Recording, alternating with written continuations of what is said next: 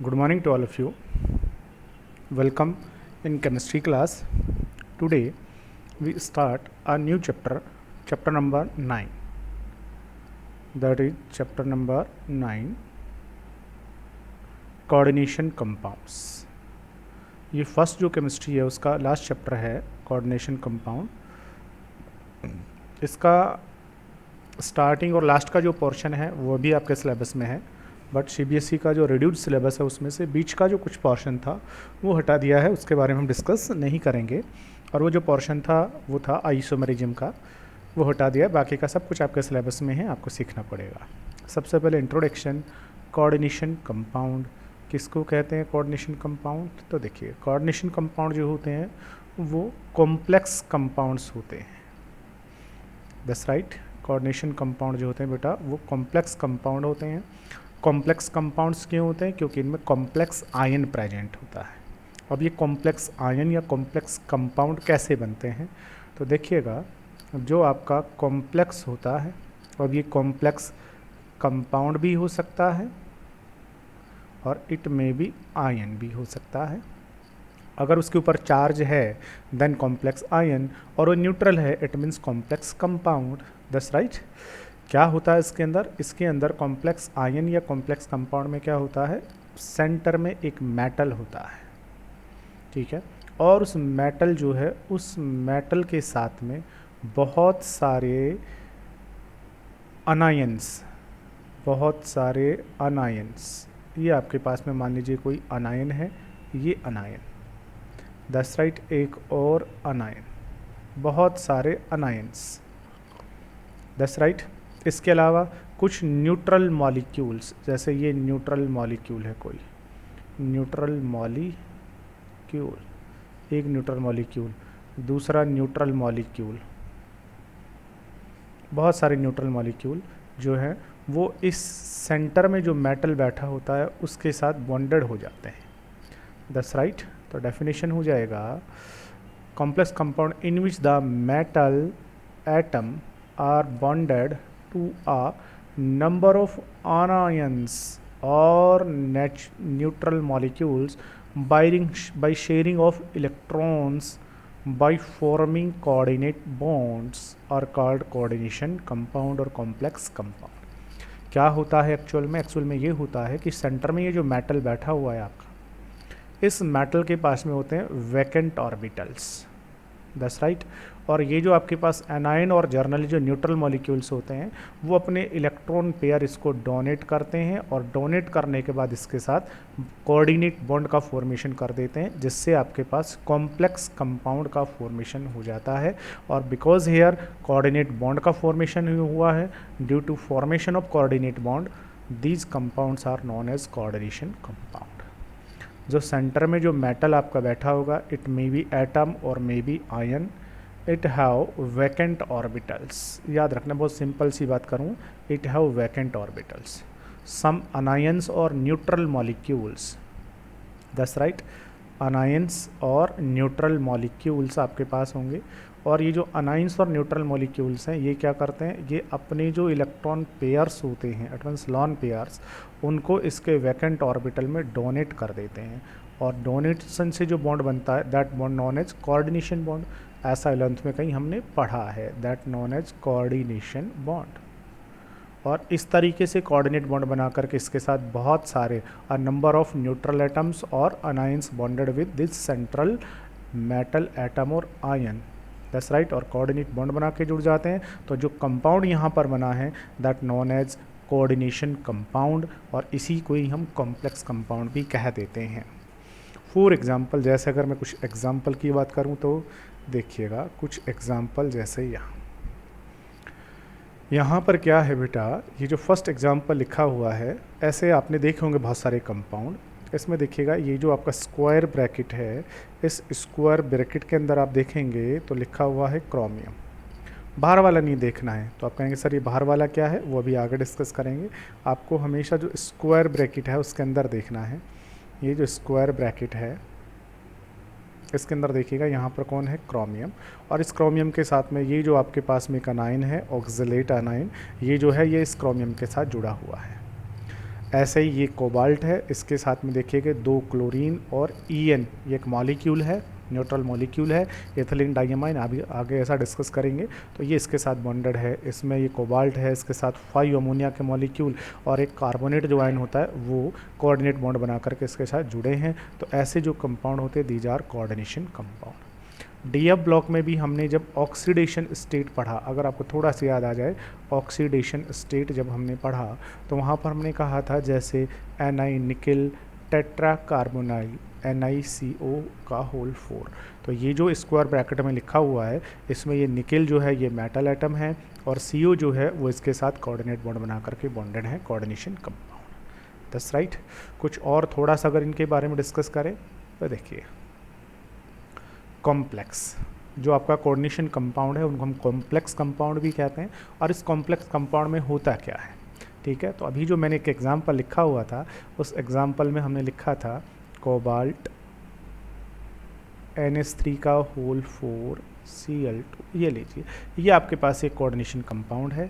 इस coordination compound में देखिएगा सेंटर का जो एटम है वो कौन है, सेंटर जो मेटल एटम है वो है आपका ये कोबाल्ट। और इस कोबाल्ट के पास वैकेंट ऑर्बिटल्स हैं और उन वैकेंट ऑर्बिटल्स में देखिएगा किस किस ने अपने इलेक्ट्रॉन पेयर डोनेट किए हैं और किस किस ने बॉन्ड बना लिया है। तो देखेंगे यहाँ से बेटा ये जो 4 अमोनिया के मॉलिक्यूल्स हैं, इन 4 अमोनिया के मॉलिक्यूल्स ने, दिख रहा होगा आपको, दैट इज अमोनिया का मॉलिक्यूल 1। इसने क्या किया, नाइट्रोजन ने अपना जो लोन पेयर था वो इसके वैकेंट ऑर्बिटल में डोनेट किया और बॉन्ड का फॉर्मेशन कर लिया। ऐसे ही अमोनिया का सेकंड मॉलिक्यूल है, दैट्स राइट, इसने लोन पेयर डोनेट किया, ठीक है। ये अमोनिया का थर्ड मॉलिक्यूल है, इसने क्या किया, अपना लोन पेयर डोनेट किया। ये अमोनिया का 4 मॉलिक्यूल है, इसने अपना जो लोन पेयर है वो इसके वैकेंट ऑर्बिटल में डोनेट किया। ये आपके पास क्लोराइड आयन है, इसने अपना लोन पेयर डोनेट किया। ये क्लोराइड आयन है, इसने लोन पेयर डोनेट किया। इस तरीके से इसको चारों तरफ से इसको क्या कर लिया है, कवरअप कर लिया है और कोऑर्डिनेट बॉन्ड बना करके जुड़ गए हैं। इस तरीके के कंपाउंड क्या कहलाते हैं, कॉम्प्लेक्स कंपाउंड कहलाते हैं। और ये जो कॉम्प्लेक्स कंपाउंड है इनमें ये जो बॉन्ड यहाँ पर प्रेजेंट होगा, अब आपको पता है ये जो इलेक्ट्रॉन, ये जो बॉन्ड है ये इलेक्ट्रॉन की शेयरिंग से नहीं बना हुआ, ये इलेक्ट्रॉन के डोनेशन से बना हुआ है, दैट्स राइट। यहाँ पर जो मेटल है वो इलेक्ट्रॉन को एक्सेप्ट करता है और ये जो आपका N है या जो Cl नेगेटिव आयन है ये इलेक्ट्रॉन इसको डोनेट करते हैं, दैट्स राइट। और ऐसा जो बॉन्ड होता है एक्सेप्टर डोनर टाइप वाला, उसको हम क्या कहते थे, कोऑर्डिनेट बॉन्ड कहते थे।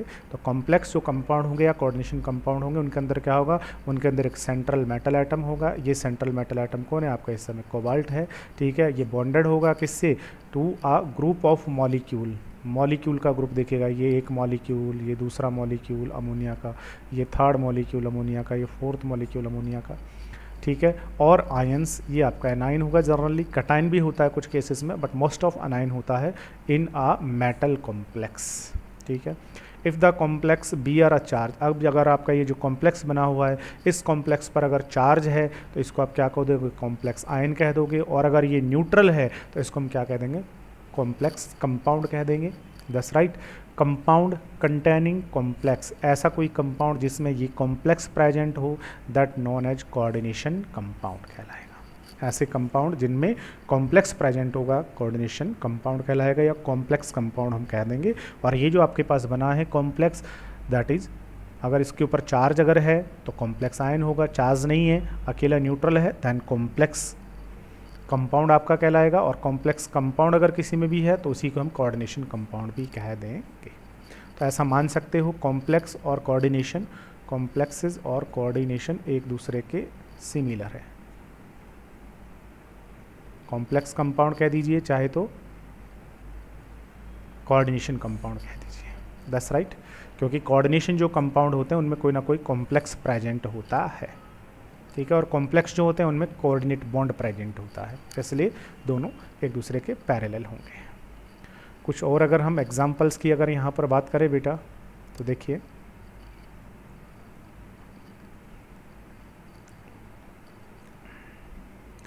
यहाँ पर आप देख सकते हैं, हालांकि इसको एक्सप्लेन तो हम बाद में करेंगे, बस थोड़ा सा इसको समझ सकते हैं हम यहाँ पर, ठीक है। यहाँ से देखिएगा ये कोबाल्ट, इसके साथ क्लोरीन 3 COCl3.6 अमोनिया, इसका कलर ऑरेंज होता है, ठीक है। और इसका जो फार्मूला होता है वो फार्मूला देखिएगा, कोबाल्ट इसके साथ अमोनिया के 6 मॉलिक्यूल होते हैं, यहाँ से यहाँ तक का ये आपके पास कॉम्प्लेक्स आयन बना हुआ है और बाहर Cl होते हैं, ठीक है। जब यही पर्पल कलर का होता है तो इसका मॉलिक्यूलर फॉर्मूला ये होता है, इसमें कोबाल्ट के साथ 5 अमोनिया के मॉलिक्यूल और एक Cl जुड़ा होता है, ये आपके पास कॉम्प्लेक्स होता है, 2 Cl बाहर होते हैं, ठीक है। इसी तरीके से ये रहा। तो many coordination compound are brightly coloured. अब देखिएगा ये सब कोऑर्डिनेशन कंपाउंड है, और बहुत सारे जो कोऑर्डिनेशन कंपाउंड होते हैं, मैक्सिमम जो कोऑर्डिनेशन कंपाउंड होते हैं वो कैसे होते हैं, कलर्ड होते हैं। डिफरेंट कोऑर्डिनेशन कंपाउंड अभी कैसे बनाना है ये आगे डिस्कस करेंगे, ये फॉर्मूला वगैरह सब आगे सीखेंगे, ठीक है। बस अभी आपको याद रखना है different coordination compounds from the same metal and ligand, compounds from the same metal and ligands can given quite different number of ions when they dissolve. That's right. क्या कह रहा है, ये कह रहा है कि अगर आपके पास different coordination compound from the same metal and ligand can give quite different number of ions when they dissolve. यहाँ पर ऐसे आगे हम डिस्कस करेंगे। देखिएगा इन सब के अंदर देखिएगा मेटल का जो एटम है वो देखिएगा कोबाल्ट कोबाल्ट कोबाल्ट, और अनदर बॉन्डेड जो भी हैं वो भी देखिएगा कौन है, सबके अंदर Cl और ammonia Cl ammonia Cl ammonia. लेकिन जब इनको डिजॉल्व किया जाता है तो इनसे बनने वाले जो आयंस है ना, वो आयंस का नंबर कैसा होता है, अलग अलग होता है, quite different number of ions, अलग अलग आयंस मिलते हैं, ठीक है ना, क्योंकि इन सब का स्ट्रक्चर अलग अलग होता है। तो ये हम आगे सीखने वाली चीज़ें आगे सीखेंगे इसके बारे में, बट केवल यहाँ पर आपको इतना सीखना है कि कोऑर्डिनेशन कंपाउंड जो होते हैं मोस्टली कलरफुल होते हैं और वो इस तरीके से उनको लिखा जाता है। सब कुछ सीखेंगे आगे। चलिए अब थोड़ा सा आगे चलते हैं। अब जो नेक्स्ट जो टर्म है हमारी, वो नेक्स्ट टर्म देखिएगा वो है difference between a double शॉल्ट and a complex या कोऑर्डिनेशन कंपाउंड। That's right. ये चीज़ थोड़ी सी अंडरस्टैंड करनी है, हालांकि एग्जाम में कभी कभार थोड़ा सा घुमा करके पूछ ली जाती है। डिफरेंस किस किस के बीच का डिफरेंस है, एक डबल शॉल्ट में और एक कॉम्प्लेक्स में क्या डिफरेंस होता है। Difference between a double शॉल्ट and a complex या कोऑर्डिनेशन कंपाउंड में देखिएगा, अगर बेटा हम यहाँ से KCl और MgCl, तो आप एक एक्सपेरिमेंट अगर हम करें, अगर हमने मान लीजिए KCl का एक्वस सॉल्यूशन लिया और यहाँ से हमने MgCl2 का भी एक्वस सॉल्यूशन लिया, दोनों को हम मिक्स कर दें और मिक्स करने के बाद जो सॉल्यूशन बन गया उस सॉल्यूशन को वेपोराइज करा दें, तो उसमें से सारा वाटर जो है वो कहाँ चला जाए, बाहर। तो अब जो हमारे पास कंपाउंड बन जाएगा उस कंपाउंड में क्या होगा, KCl भी होगा, उसमें MgCl2 भी होगा, और साथ में वाटर के मॉलिक्यूल जो कि वेपोराइज नहीं होंगे, क्रिस्टलाइन फॉर्म में होंगे। तो ये आपके पास एक कंपाउंड बन गया है। ये जो कंपाउंड बन गया है इस कंपाउंड को हम कहते हैं कार्नेलाइट, दैट इज कार्नेलाइट, ठीक है। उसी तरीके से अगर आप फेरस अमोनियम सल्फेट लेते हो, इसका एक्वस सॉल्यूशन है, और अगर आपके पास में अमोनियम सल्फेट भी है NH4 का होल 2 SO4, इन दोनों को अगर हम मिक्स कर देते हैं तो हमारे पास एक नया कंपाउंड बन जाता है, that is FeSO4 dot NH4 का होल 2 SO4 डॉट 6 H2। याद आना चाहिए, इसको हम क्या कहते थे, FAS कहते थे, या इसी को ही हम मोहर्स सॉल्ट भी कहते हैं, मोहर्स सॉल्ट, ठीक है। जो कहाँ काम आता है, जो कि प्रैक्टिकल में काम आता है, प्रैक्टिकल में काम आता था, टाइट्रेशन के अंदर, दैट इज मोहर सॉल्ट, ठीक है बेटा, that is Mohr salt. Potash alum, that is potash alum, ठीक है। इसका फॉर्मूला क्या होता है पोटाश एलम का, पोटाश एलम का फॉर्मूला होता है, इसको बहुत शॉर्ट में लिखा हुआ है, इसी को हम ऐसा भी लिख सकते हैं K2SO4 डॉट Al2SO4 का whole thrice dot 24 H2O, that is potash alum, फिटकरी जिसको हम कहते हैं, पोटाश एलम। तो ये हमने दो कंपाउंड को मिक्स करके और फिर हमने जो है वो कंपाउंड बनाए हैं। अब इसी तरीके से हम एक और कंपाउंड बनाएं, और एक और कंपाउंड क्या बनाते हैं बेटा, वो देखिएगा।